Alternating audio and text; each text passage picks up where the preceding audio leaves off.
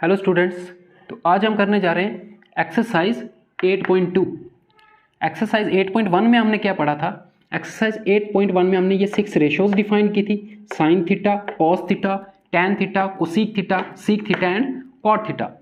Sign theta की ratio क्या थी? Perpendicular upon hypotenuse. Cos theta base upon hypotenuse and tan theta perpendicular upon base. And these three ratios are the reciprocal of these three ratios. Sine theta का reciprocal था cosec theta, cos theta का reciprocal था sec theta and tan theta का reciprocal था cot theta. ये हमने first video में discuss किया था। ओके, तो एक्सरसाइज 8.2 में अब यहाँ पे हमने क्या किया, ये टेबल आपको मेमोराइज करना है। इस टेबल में क्या है, इन 6 रेशोज की सम पर्टिकुलर एंगल्स पे इनकी वैल्यूज। फॉर एग्जाम्पल, अगर एंगल 30 डिग्री होगा किसी राइट एंगल ट्राइंगल में, सो साइन थीटा की वैल्यू हो जाएगी 1/2।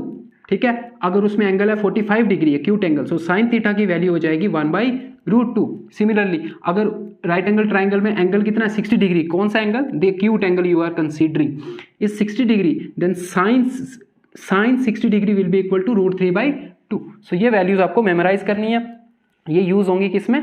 आपकी एक्सरसाइज 8.2 में। तो इसको मेमोराइज करने के लिए आपको सिर्फ साइन थीटा की वैल्यूज मेमोराइज करनी है। बाकी जो वैल्यूज हैं वो खुद ब खुद आप ये टेबल खुद बना सकते हो। कैसे? आपको सिर्फ साइन थीटा की वैल्यू याद रखनी है। ठीक है, यहाँ हॉरिजॉन्टल रोज में हमने लिया angle that is 0 degree, 30 degree, 45 degree, 60 degree and 90 degree. सिर्फ इन्हीं एंगल्स पे हम इन ट्रिग्नोमेट्रिक रेशियोज की वैल्यूज को मेमोराइज करेंगे। ठीक है, और वर्टिकल कॉलम में हमने लिया 6 ratios, sine theta, cos theta, tan theta, cosec theta, sec theta and cot theta. अब इसको मेमोराइज कैसे करना है इस टेबल को? सो आपको सिर्फ साइन थीटा की वैल्यूज मेमोराइज करनी है, दैट इज 0, 1/2, 1/√2, √3/2, 1। ठीक है, कैसे मेमोराइज करनी साइन थीटा की वैल्यूज? 0, 1/2, 1/√2, √3/2 एंड 1। उसके बाद कॉस थीटा की वैल्यूज के लिए आपने क्या करना है, साइन थीटा की जो वैल्यूज हैं उनको रिवर्स ऑर्डर में लिखना है। ठीक है, यहां से स्टार्ट करना है। देखो ये 1 यहाँ पे है, तो ये कॉस थीटा में यहाँ पे आ जाएगा, ये √3/2 यहाँ पे आ जाएगा, 1/√2 यहाँ पे आ जाएगा, 1/2 यहाँ पे आ जाएगा और ये 0 यहाँ पे आ जाएगा। सो कॉस भी हो गया। अब टैन थीटा की वैल्यू कैसे फाइंड करेंगे? सो हमने एक टैन थीटा का फॉर्मूला पढ़ा था, tan theta is equal to होता है sine theta upon cos theta.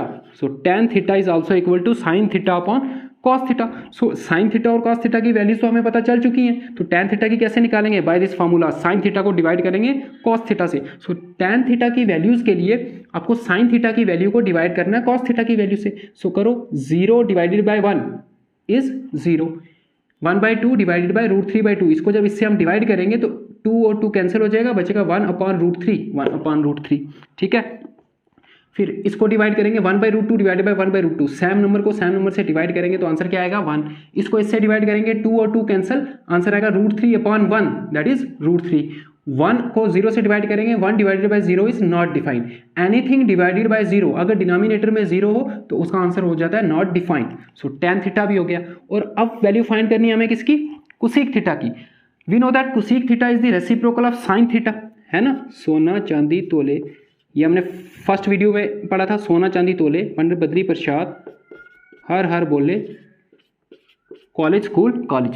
ये देखो यहाँ पे साइन थीटा कहाँ पे है? ये है sine theta. Sine theta is equal to perpendicular upon hypotenuse. और कोसीक थीटा कहाँ है? ये है cosec theta. Cosec theta is equal to hypotenuse upon perpendicular. It means sine theta and cosec theta reciprocal to each other. उसका क्या मतलब होगा कि अगर साइन थीटा की सपोज आपको वैल्यू दी है 3/4, तो कोसीक थीटा की वैल्यू हो जाएगी 4/3 because they are reciprocal to each other. ठीक है, तो अगर आपको साइन की वैल्यू पता है तो कोसीक की वैल्यू फाइंड कर सकते हैं। जो साइन की वैल्यू है उसका रेसिप्रोकल कर देना आपने।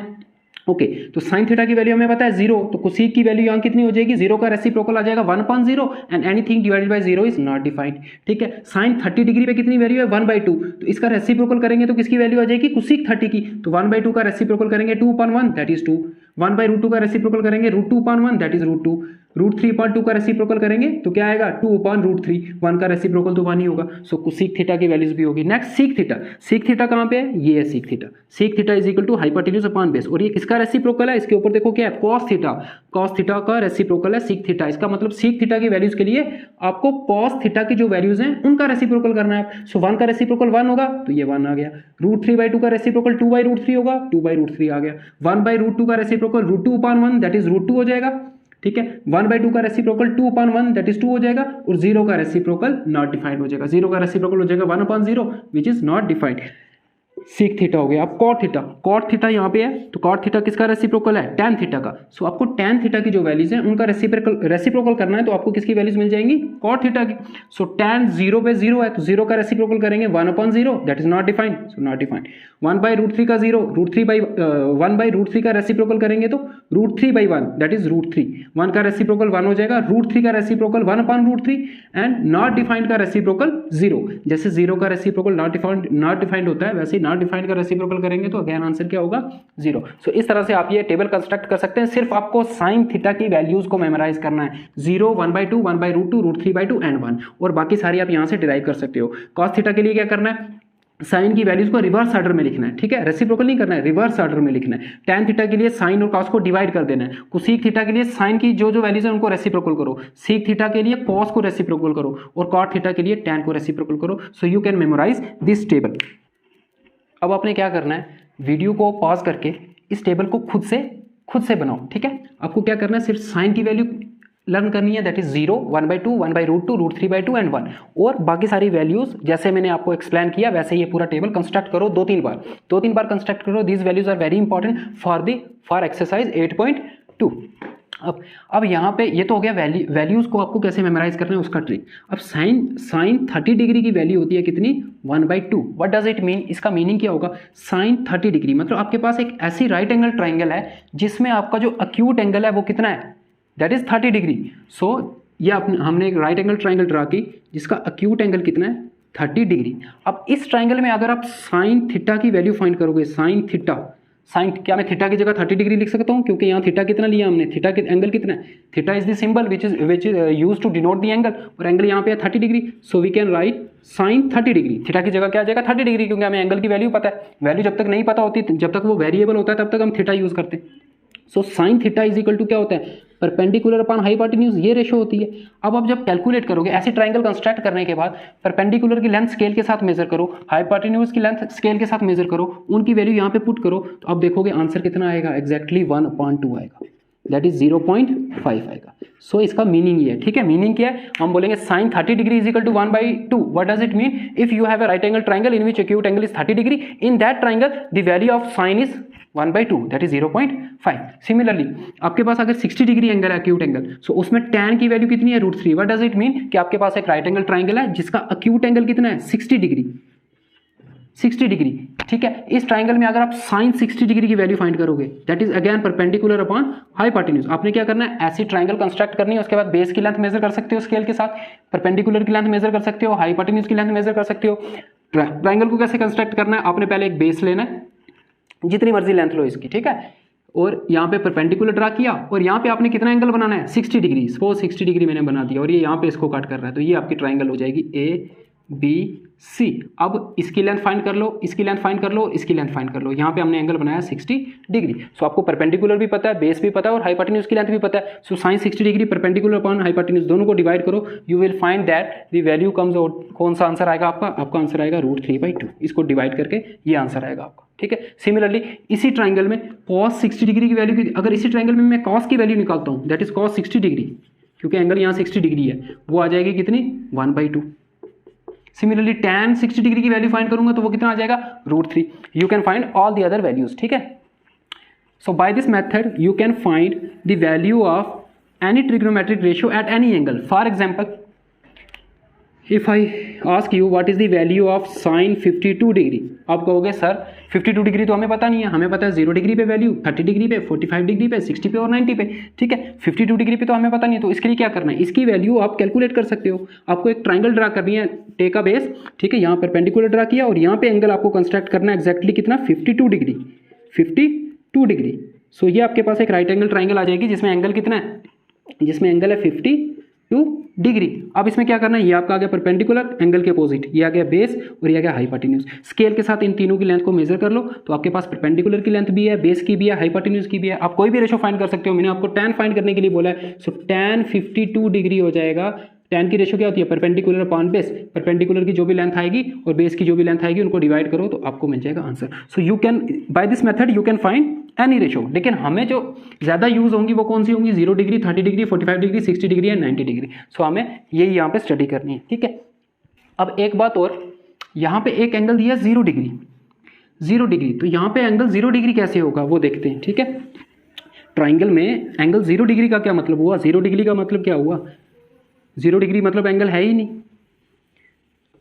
सो अगर आपके पास एक ट्राइंगल है, राइट एंगल ट्राइंगल, ठीक है, ये एंगल है इसका थीटा ABC। सो आपको क्या करना है, ये एंगल 0 करना है। आप मुझे अगर 0 डिग्री पे वैल्यूज़ फाइंड करनी है, ये वैल्यूज़ ये कैसे आई हैं वो हम देखेंगे, ठीक है। सो एंगल आपको करना है 0 डिग्री। सो इस एंगल को डिक्रीज करना पड़ेगा।